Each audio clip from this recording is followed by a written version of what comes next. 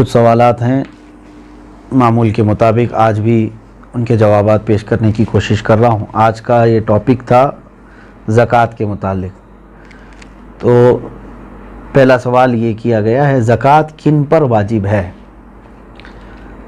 जाहिर सी बात है, ये सबसे पहले मालूमात होने ज़रूरी हैं। ज़कात मालिक निसाब पर, आकिल बालिग मालिक निसाब हो। मालिक निसाब किसे कहते हैं? मालिक निसाब जो है, शरीयत ने एक लिमिट मुकर्रर की है माल में। सोना, चांदी, माल, पैसे, इतने लिमिट का जिसके पास माल होगा उसको मालिक निसाब कहते हैं। वो लिमिट क्या है? सोने में 7.5 तोला, चांदी में 52.5 तोला, और पैसों में इनमें से कोई एक की कीमत, यानी 52.5 तोला चांदी की कीमत का भी अगर कोई मालिक है, जैसे आज मार्केट में 52.5 तोला चांदी की कीमत, एग्जैक्ट तो मैं नहीं बता सकता, जो रेट चल रहा होगा रोज़ अलग अलग होता है। 25,000 अगर फॉर एग्ज़ाम्पल, तो 25,000 कीमत है उसके पास, 52.5 तोला चांदी की कीमत है। सेविंग, इनकम की बात नहीं है, सेविंग बची हुई है, और उस पर साल गुजर गया तो वो मालिक निसाब हुआ, उस पर ज़कात वाजिब हो गई। बात समझ में आ गई? अब कुछ लोग यहाँ पर कन्फ्यूज़न के शिकार हैं कि किसी ने कहा कि मेरे पास 5 तोले सोना है, 7.5 तो नहीं है, 2 तोले चांदी है, 52.5 तोला भी नहीं। मेरे अजीज़ों, यहाँ पर अगर ऐसी सिचुएशन है तो दोनों निसाबों को मिला करके देखा जाएगा। जैसे 2 तोला सोना और 2 तोला चांदी को मिलाने पर 52.5 तोला चांदी आ सकती है कि नहीं आ सकती? 52.5 तोला चांदी की कीमत हो जाएगी। अगर कोई एक भी निसाब पूरा हो गया तो मालिक निसाब है। ज़रूरी नहीं कि 7.5 तोला सोना होना चाहिए। हाँ, ये कब? जब उसके पास पैसा भी नहीं, चांदी भी नहीं, खाली सोना है, तो देखा जाएगा जब तक 7.5 तोला नहीं होता तब तक वो मालिक निसाब नहीं है। ये शरीयत की छूट है। ओनली सिर्फ सोना है, गोल्ड है, बाकी उसके साथ दूसरा निसाब का कुछ भी नहीं है, यानी माल भी नहीं, पैसा भी नहीं है और चांदी भी नहीं है। तो कब तक मालिक निसाब नहीं होगा ये? जब तक 7.5 तोला ना हो। लेकिन दूसरे भी हैं इसके साथ, यानी चांदी और पैसे, तो फिर तीनों को मिला करके किसी एक निसाब के बराबर हो जाता है तो मालिक निसाब होगा। इसी तरह सोना बिल्कुल नहीं है, पैसा भी नहीं है, लेकिन सिर्फ चांदी है उसके पास। चांदी अगर उसके पास 50 तोले भी है तब भी वो मालिक निसाब नहीं हुआ। क्यों? ओनली चांदी है उसके पास। कब मालिक निसाब बनेगा ये? 52.5 तोला चांदी। इस चीज़ को समझ रहे हैं ना? बहुत सारे लोग इसमें कंफ्यूज हैं कि हमारे पास 10 तोला चांदी भी है, 5 तोला सोना भी है, दोनों भी निसाब को नहीं पहुँचे हैं, यानी 7.5 तोला ये नहीं है और 52.5 तोला ये नहीं। ऐसा नहीं है। अगर 2-3 निसाब की चीज़ें एक साथ आपके पास हैं तो सबको मिला करके अगर 52.5 तोला चांदी की कीमत हो जाती है तो आप मालिक निसाब हो गए। आप पर ज़कात फ़र्ज़ है और आपको ज़कात नहीं दी जा सकती। किसी ने अगर ऐसे शख्स को ज़कात दिया तो उसकी ज़कात अदा भी नहीं हुई। क्या ज़कात के पैसों से राशन दे सकते हैं या पैसे ही देना ज़रूरी है? बिल्कुल। जिस मुस्तहिक को, यानी जिसको ज़कात देना ज़रूरी है, वो 8 किस्म के लोगों का जिक्र कुरान पाक में आया है, जिसमें से आज 5 लोग पाए जाते हैं। आयत है, अल्लाह ताला ने फरमाया, इन्नमस सदक़ातु लिल फ़ुक़रा वल मसाकीन वल आमिलीन अलैहा वल मुअल्लफ़ति क़ुलूबुहुम व फ़िर रिक़ाबि वल गारिमीन फ़ी सबीलिल्लाहि व इब्निस सबील। अल्लाह ताला ने फरमाया सदक़ात वाजिबा, यानी ज़कात फ़कीरों को दिया जाएगा। फ़कीर का मतलब वो नहीं है जो ढोल बजाते हुए घूमते हैं। फ़कीर, शरई फ़कीर किसको कहते हैं, उसकी एक डेफिनेशन है, जिसके पास निसाब के बराबर पैसे नहीं हैं। यानी जो निसाब अभी मैंने बताया ना, जो लिमिट शरीयत ने मालिक निसाब होने की बताया, उस लिमिट के बराबर उसके पास पैसे नहीं है तो वो शरीयत में फ़कीर है। उससे भी कम दर्जे का, यानी खाने पीने की भी उसके पास दिक्कतें हैं, वो मिस्कीन है। फ़कीर को दिया जाएगा, मिस्कीन को। और आमिल जो है वो बादशाह की तरफ से वसूल करने के लिए आते थे, लेकिन अब वो नहीं है। उनका भी जिक्र इस आयत में है, वो नहीं है। वल मुअल्लफती क़ुलूबुहुम, पहले ऐसा था कि कुफ़ार और मुशरिकीन को भी उनका दिल रखने के लिए, इस्लाम की तरफ रग़बत उनको बढ़ाने के लिए ज़कात दी जाती थी, लेकिन वो हुक्म अब ख़त्म हो गया, मनसूख हो गया, ये भी इस आयत से निकल गए। वो फिर रिक़ाब, और गर्दन आज़ाद करने के लिए, यानी कोई ग़ुलामी की ज़ंजीरों में जकड़ा हुआ है, आप ज़कात का माल दे करके उस ग़ुलाम को आज़ाद करा सकते थे, लेकिन अब ग़ुलामी का दौर भी नहीं है। ये 3 तो इसमें से निकल गए। पहले 2 मैंने बताया, फ़कीर मिस्कीन, वो हैं। अब आगे सुनिए, वल गारिमीन, अब यहाँ आयत में है जो कर्ज में डूबा हुआ आदमी है उसको भी ज़कात दे सकते हो आप, यानी वो मालिक निसाब नहीं है और लोगों के कर्ज लिया हुआ है और परेशान हाल है, तो उसको ज़कात दो ताकि वो कर्ज के बोझ से निकल जाए। फ़ी सबीलिल्लाह, इसका मतलब है अल्लाह के रास्ते में जो हैं, जैसे इल्म दीन हासिल करने वाला ये अल्लाह के रास्ते में, जिहाद फ़ी सबीलिल्लाह जो कर रहा है वो अल्लाह के रास्ते में है, तो जो अल्लाह की राह में निकले हुए हैं उनको भी ज़कात दे सकते हैं। जैसे हम मदारिस को देते हैं, मदरसों में जो तलबा हैं वो अल्लाह की राह में हैं, इसलिए उनके लिए ज़कात है। वबनी सबील, और मुसाफिर को, मुसाफिर जो है रास्ते में है, अगरचे वो अपने घर पर पैसे वाला होगा, मालिक निसाब होगा, लेकिन सफ़र में उसके पास पैसे नहीं हैं, तो उसको भी ज़कात के पैसे आप दे सकते हैं। 5 तो मैंने बताया, फ़कीर, मिस्कीन, कर्ज़ वाले को, और अल्लाह की राह में जो है उसको, और मुसाफिर को, इन लोगों को ज़कात आप दे सकते हैं। सवाल यही था।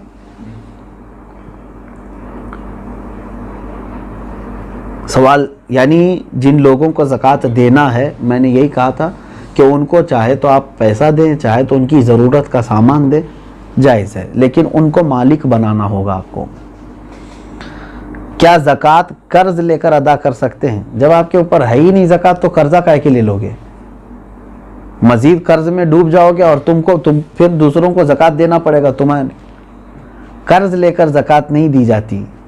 हो सकता है यहाँ सवाल करने वाला ये कह रहा हो कि वो मालिक निसाब है, लेकिन अभी फ़िलहाल उसके पास पैसे नहीं है।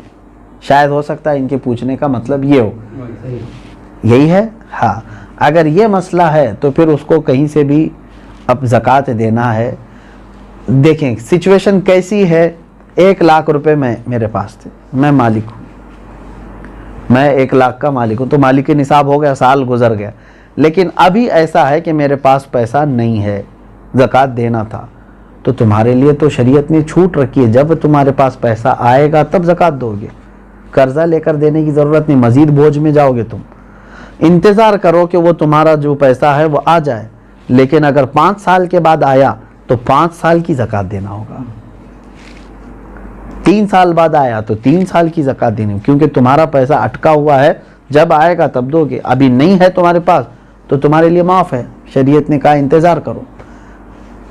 और अगर कर्जा लेकर के अदा कर दिया तो ज़कात तो हो गई, लेकिन वो कर्जा तुम्हारे ऊपर बोझ चढ़ गया, जब तुम्हारी असल रकम आएगी तो कर्ज अदा करना होगा। सवाल ये है, क्या जायदाद पर भी ज़कात होती है? बिल्कुल, यानी जायदाद का मतलब अगर आप ये समझ रहे हो कि बहुत सारे लोग ज़मीनें जो है ले करके इन्वेस्ट करते हैं और बाद में बेचना चाहते हैं, तो ये माल तिजारत हुआ, उस पर भी ज़कात है। तिजारत का जो माल है उस पर भी ज़कात है। लेकिन जायदाद का मतलब अगर आप ये समझ रहे हैं कि आप जिस घर में रह रहे हैं या घर बनाने के लिए कोई जगह लिए हैं, उस पर ज़कात नहीं। ऐसी जायदाद जो आप ज़रूरत के लिए लिए हों, वो चाहे करोड़ों की क्यों ना हो, उस पर ज़कात नहीं। ये हाजत असलिया में से है, ज़रूरत में से है। हाँ, अगर कोई एक थोड़ी सी एक टुकड़ा ज़मीन का ही आपने इसलिए लिया कि आज इसकी कीमत 10 लाख है, मैं रखूँगा, चंद दिनों के बाद 20 लाख हो जाएगी, मैं बेचूँगा, तो आप उसमें तिजारत कर रहे हैं ना, तो तिजारत की नीयत हुई आपकी, तो उस ज़मीन पर भी ज़कात है। सवाल ये है, इस कोरोना के माहौल में मुसलमानों के साथ साथ गैर मुस्लिम भी राशन के मोहताज है, तो क्या उन्हें इस हालत में ज़कात के पैसे दे सकते हैं? ज़कात ये शरीयत का हक़ है, ज़कात ये शरीयत का हक़ है, यानी अल्लाह तबारक व तआला ने मुसलमानों पर फ़र्ज़ किया है। ज़कात सिर्फ साहिब इस्लाम को, मुसलमान को ही दी जा सकती है। हाँ, मदद की बात जहाँ तक है, गैर मुस्लिम है उनकी भी आप मदद कर सकते हैं, मखलूक़ खुदा होने की हैसियत से। अगर उनमें से कोई मोहताज है आप मदद करें, लेकिन ज़कात के पैसों से नहीं, दूसरी अमाउंट से आप उनकी मदद कर सकते हैं। मैं मदद की ममानियत की बात नहीं कर रहा हूँ कि मदद नहीं कर सकते किसी, इस्लाम तो मदद करने का हुक्म देता है, लेकिन ज़कात चूँकि पर्टिकुलर एक ये हमारे मजहबी हिस्सा है, तो ये सिर्फ उस वक्त ही अदा होगी जब आप मुसलमान को देंगे। सवाल ये है, खेती बाड़ी करने वाले अपनी ज़कात कैसे निकाल सकते हैं? जैसे सब लोग निकालते हैं वैसी ही आपके पास पैसे हैं, सोना है, चांदी है, खेती बाड़ी करने वाले के पास, तो उन पर तो वही ज़कात होगी। लेकिन सवाल पूछने वाला अगर ये पूछ रहा है कि खेती बाड़ी की जो फसल निकली है उसमें क्या है, तो उसका तरीक़ा अलग है, उसको उश्र कहते हैं। यानी जो खेती में जितनी भी फसल आपकी आई उसका 10वां हिस्सा अल्लाह की राह में उन्हें खैरात करना होगा। लेकिन ये भी उस वक्त जब के वो अल्लाह तबारक ताला की नेमतों से वैसी ही उसकी फसल उगाई बग़ैर किसी ज़्यादा मेहनत के, यानी इसने बीज बोया और फसल निकल आई और कटाई कर लिया। लेकिन एक होता है आपके खेती बाड़ी करने वाले के लिए बोरिंग किया है, पानी की पाइपलाइन छोड़ा है और उसके बाद खाद डाला है, उसमें मेहनत किया है, तो मेहनत करके जो फसल आई तो उसमें 20वां हिस्सा देगा, 10वां नहीं, यानी 5% अपनी पूरी फसल का 5% अल्लाह की राह में वो देगा, उसको कहते हैं, वो उश्र वाले मसाइल हैं। और जो बग़ैर किसी इस तरह के बोरवेल वगैरह के कुदरती पानी से सींच करके फसल आई है उसमें 10% देगा। सवाल यह है, सोने की ज़कात उसकी आज की कीमत पर देनी होगी या उसकी ख़रीदी हुई कीमत पर? नहीं, आज की जो कीमत होगी उसी पर ज़कात होगी, अगर आप पैसों में दे रहे हैं तो। और अगर सोने में दे रहे हो तो आपके सोने की जो कीमत सुनार लगाएगा, जाहिर सी बात है सोने में अगर आप ज़कात दे रहे हैं तो वही सोने की जो कीमत सुनार लगाएगा उसी एतबार से आपको ज़कात देनी होगी। ये नहीं कि आप 20 साल पहले जो ख़रीदे थे उस वक्त 10,000 रुपये तोला था और आज जो है मैं उसी कीमत से दूंगा, ऐसा नहीं है। ज़कात पर सबसे पहला हक़ किसका है? सबसे पहला हक़ आपके रिश्तेदारों का है, उसके बाद पड़ोसियों का है, फिर आपके मोहल्ले वालों का, फिर आपके गांव वालों का, फिर आपके शहर वालों का, फिर शहर के पड़ोस वालों का। इस तरह तरतीब है। अगर कोई शख्स अपनी हर महीने की इनकम पर ज़कात देता हो तो उस पर सालाना ज़कात वाजिब है? इनकम पर क्यों ज़कात देता है जब अल्लाह तबारक व तआला ने तुम्हें उस चीज़ का हुक्म नहीं दिया? जो तुम जमा करके रख रहे हो, जो सेविंग है, अब मिसाल के तौर पर मैं आपको बताऊं, आपकी सैलरी 1 लाख है मंथली, आप जॉब करते हैं, 1 लाख रुपए महीना कमा रहे हैं, अब 98,000 आपके राशन पानी और घर के खर्चों में सब चली जाती है और बचते कितने हैं? 2,000। पूरे साल में आपके पास कितने बचे? 24,000। तो इस पर कहाँ से ज़कात आई? 24,000 अगर ये निसाब की कीमत हो गई है, 52.5 तोला चांदी की कीमत हो जाती है 24, तो बस यही 24,000 पे ज़कात होगी, ना कि वो 12 लाख पे जो हर महीने कमा रहा था। आप कमा करके जितना अपने ऊपर खर्च कर दिए उस पर ज़कात नहीं, कमा करके जो आप बचा करके रखे हैं ज़रूरत से जो ज़्यादा, उस पर ज़कात है। ये टैक्स और ज़कात में यही फ़र्क है। टैक्स जो है इनकम पर लगती है, गवर्नमेंट जो है ना हमारी इनकम पर टैक्स लगाती है, जितना तुम कमा रहे हो उसका टैक्स दो, बचा रहे हो वो अलग है। और शरीयत ने हमको क्या कहा है? जितना चाहे कमाओ, खर्चा कर दिए तो उसकी पूछ नहीं। 1 करोड़ कमाए महीने में और तुम्हारे 98 लाख खर्च हो गए, उसकी शरीयत ने ज़कात नहीं मांगी। 2 लाख अगर तुम्हारे पास बचे हुए हैं तो उसकी, लेकिन गवर्नमेंट क्या मांगेगी? 1 करोड़ कमाए हो, इनकम टैक्स पूरे 1 करोड़ की टैक्स तुम्हें देना होगा। ये ज़कात और टैक्स में फ़र्क है। सवाल ये है, अगर किसी ने जगह खरीदी है घर बनाने की नीयत से, मगर 1 साल हो गए अब तक घर नहीं बना सके, तो क्या उसकी भी ज़कात देना ज़रूरी है? आपकी नीयत देखी जाएगी। आप जो जगह खरीद रहे थे तो घर बनाने की नीयत से ना, तो अभी चाहे 10 साल बाद भी बनाए, आपने नीयत किया है घर बनाने की, तो जब तक आप घर नहीं बनाएंगे कोई उस पर ज़कात नहीं है, उस जायदाद पर ज़कात नहीं देनी है। आप अपने घर बनाने के लिए वो ज़मीन लिए हैं। सवाल ये है कि मेरे पास कुल 250 ग्राम सोना है, उसमें से कुछ सोने पे लोन लिया है, तो वो बैंक में है, बाकी सोना मेरे पास है, तो कितने सोने पर ज़कात निकालना है, पूरे 250 पर या सिर्फ उस पर जो मेरे पास बाकी बचा हुआ है।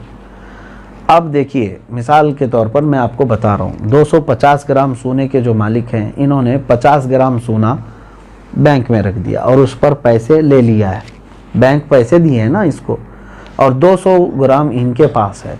अब ज़कात जो है आपके 200 जो आपके पास है इसी पर है, क्योंकि वो गिरवी है और आपके पास पैसा है, उस 50 ग्राम का पैसा है। अगर वो पैसा पूरा सही सलामत आपके पास है, 50 ग्राम का जितना भी मिला, वो 200 ग्राम सोने में मिला के ज़कात देंगे आप। बात तो एक ही हो गई। 50 ग्राम सोने पर जो बैंक ने आपको पैसे दिए हैं, अगर वो पूरे खर्चा कर दिए, आपके पास नहीं है, तो उसकी ज़कात नहीं, लेकिन वो भी रखे हुए हैं आपके पास, और 200 ग्राम घर का सोना भी है, तो अमाउंट और 200 ग्राम दोनों सोना मिला करके सबकी मिला के ज़कात देनी होगी। बात समझ में आ गई? हाँ, अब आपने पूरे खर्चा कर दिए, और तो बैंक में जो 50 ग्राम सोना है उसकी ज़कात नहीं, जब तक कि आप उसको छुड़ा करके नहीं लाते, क्योंकि अभी आप फ़िलहाल उसके मालिक नहीं हैं, क्योंकि उसके बदले में आपने पैसे ले लिए। सवाल ये है, मेरे पास 2 लाख रुपये थे, वो मैंने कर्ज़ हसना दिया है, क्या मुझे 2 लाख रुपयों पर ज़कात देना है, जबकि वो मेरे पास अभी वापस नहीं आए? क्योंकि आपको देना है, आप मालिक हैं उसके, कर्ज़ा किसी और को दिया है आपने, आप ज़कात आज दे दो, हो सकता है वो कर्जदार जल्दी वापस लौटा भी देगा इंशाअल्लाह, नहीं तो उसमें खराबी, उसकी नीयत ख़राब होने के भी अंदेशे हैं। अब ये है कि आपकी है कि नहीं वो रकम आपकी है ना, आज उसके पास है, अभी वो दे नहीं रहा है। चलो वही वाला मसला जो पहले मैंने कहा, 5 साल के बाद भी अगर उसने लौटाया तो पूरे 5 साल की ज़कात देनी हो। अभी तो आपके लिए ठीक है, गुंजाइश, अगर आप अभी नहीं देना चाह रहे हैं उसकी उस अमाउंट की ज़कात, ठीक है, आपके पास नहीं है वो 2 लाख, लेकिन 5 साल के बाद जब वो 2 लाख वापस आपके पास आ गए तो पूरे 5 साल की काउंट करके आपको ज़कात देनी पड़ेगी, क्योंकि आप उस वक्त भी मालिक थे, आप भी मालिक हैं। इसीलिए हर साल अगर उसकी निकालता ही रह जाए तो अच्छा है कि जिस दिन वो आएगी तो आप फ्री रहेंगे, पूरे 2 लाख रुपए आपके पास रहेंगे, वरना फिर जब आएगी 10 साल के बाद तो ज़कात उसमें पता नहीं कितनी बढ़ चुकी होगी। हाँ, यहाँ तक आज के ये मसाइल शरइया थे। और एक क्या आखिरी सवाल क्या था? परवरिश में लगा सकते, यही दिया है कि देखें जिन बच्चों की परवरिश में आप लगा रहे हैं क्या वो मुस्तहिक हैं कि नहीं। कहीं ऐसा तो नहीं कि वो मालिक निसाब हैं, यतीम भी बहुत सारे करोड़पति होते हैं, तो खाली यतीम होना ज़रूरी नहीं है, बल्कि वो मुस्तहिक है कि नहीं देखें। अगर वो मालिक निसाब नहीं है यतीम बच्चे, तो बिल्कुल उनकी परवरिश में लगाना अफजल काम है, उनका वह हक है। सुनने से ज़्यादा अमल की तौफीक अता फरमाए। शरीयत ताहिरा पर हम सबको अल्लाह तबारक व तआला जानकारी हासिल करने